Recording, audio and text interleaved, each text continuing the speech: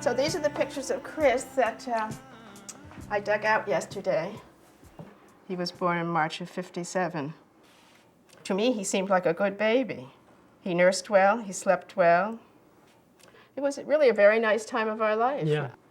Now here he is smiling a little and reaching for a toy. I mean, I don't think I ever saw him reach for a toy again that I remember.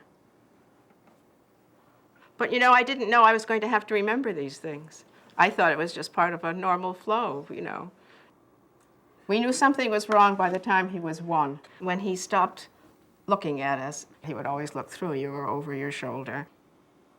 And here he is at 20 months, spinning that little thing there with his face expressionless. It's autism. He's gone. Touching him made him unhappy. He would fall on the floor and he would go like this and he'd bite his hand over and over again.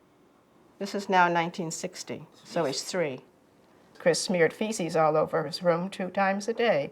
He would smear feces on the ceiling, in the bed springs, all over the furniture. He would smear it in the interstices of the air conditioner. I used to have to clean his room sometimes with a toothbrush. One day, I lost it. I called you up and I said, if you don't come home, I'm going to kill him. Yeah.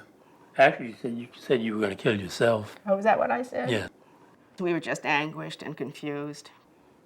I can remember going into Dr. Eager's office, and he said, why are you here? And I said, my child needs help. We need help. We need to be able to help our child. That's what we want from you.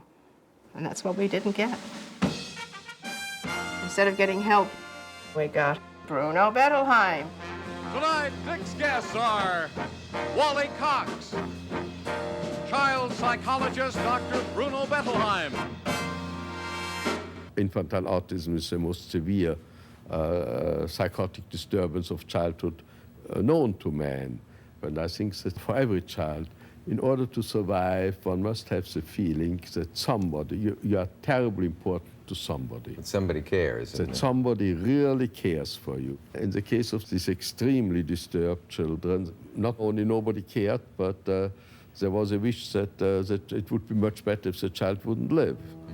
Bruno Bettelheim was someone who put himself forward as an expert in the care and treatment of autistic children. He had been in an internment camp briefly in Dachau. He wrote a book in which he said the experience he had in Dachau paralleled the experience of autistic children.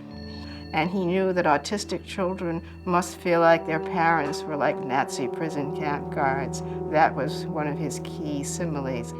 This autistic child felt that everybody wants him to be dead, as the Nazis indeed wanted all Jews to be dead. And when that cannot in one's own inner feeling be counteracted, yes, but somebody cares terribly much about me, then one is so hopeless that one has not the energy to fight back.